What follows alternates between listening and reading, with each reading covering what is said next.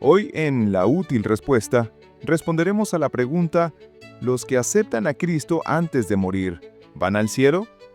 Y para ello compartiremos una cita que hace parte del episodio ¿Qué sucede después de la muerte?, del programa Entendiendo los Tiempos con Sugel Michelén. Hay también personas a cuyos familiares se les ha predicado el Evangelio. Han oído el Evangelio, pero no han hecho una profesión de fe que los demás conozcan, y han muerto en un accidente o en algún tipo de situación similar. ¿Qué le dirías a esa persona? Yo he tenido que lidiar mucho con eso como pastor en muchos velorios. Déjame darte un detalle interesante. El Evangelio de Mateo y el de Marcos plantean que los dos ladrones que estaban crucificados al lado del Señor, al principio de la crucifixión, se burlaban de Jesús. Los dos. Sin embargo, por las cosas que estaba viendo y oyendo, Dios trajo convicción de pecado al corazón de uno de ellos y ese ladrón se convierte. Ya lo mencionamos, no es que fuera el buen ladrón, pues no hay un ladrón bueno. Él es el ladrón que creyó.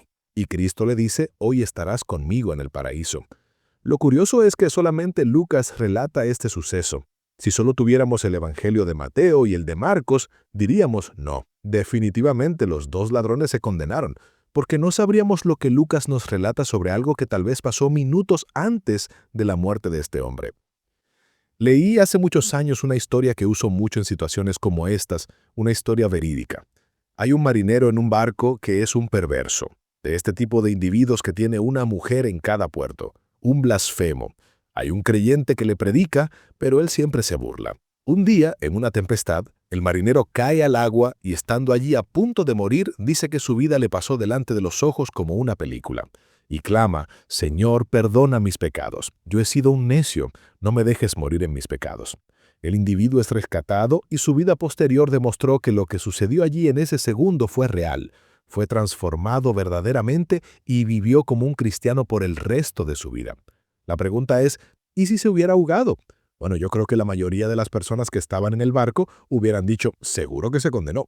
Ese hombre era malo, era un impío, un desastre, un bebedor, de todo.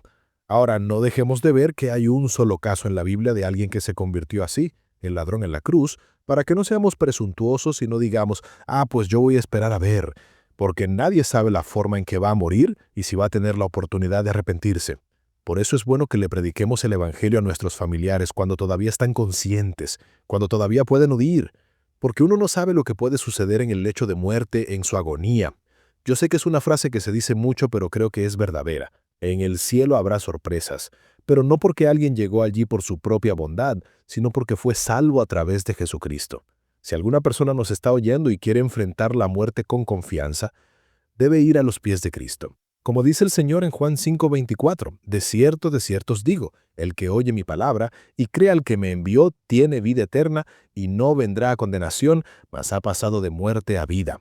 De tal manera amó Dios al mundo que ha dado a su Hijo unigénito, para que todo aquel que en él cree no se pierda, mas tenga vida eterna. Cristo venció la muerte y todo aquel que cree en él tiene vida eterna. Ahora, que no lo olviden, solamente a través de Cristo. En ningún otro hay salvación, dice la Biblia. Fin de la cita.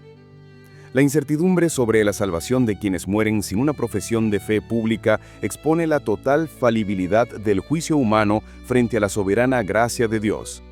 El ladrón en la cruz es el ejemplo supremo de que la conversión genuina, obrada por Dios, puede ocurrir en el último instante, oculta a nuestra vista. Sin embargo, es un error mortal y una presunción necia tomar este caso excepcional como una licencia para posponer la fe. La Escritura lo presenta no para darnos una falsa seguridad sobre el destino de otros, sino para advertirnos contra el riesgo de esperar un último minuto que quizá nunca llegue. Por lo tanto, la única respuesta bíblica y la única base segura para enfrentar la muerte no es la especulación sobre sorpresas celestiales, sino el arrepentimiento y la fe explícita en la obra terminada de Jesucristo hoy, pues solo en Él y en ningún otro hay salvación y vida eterna.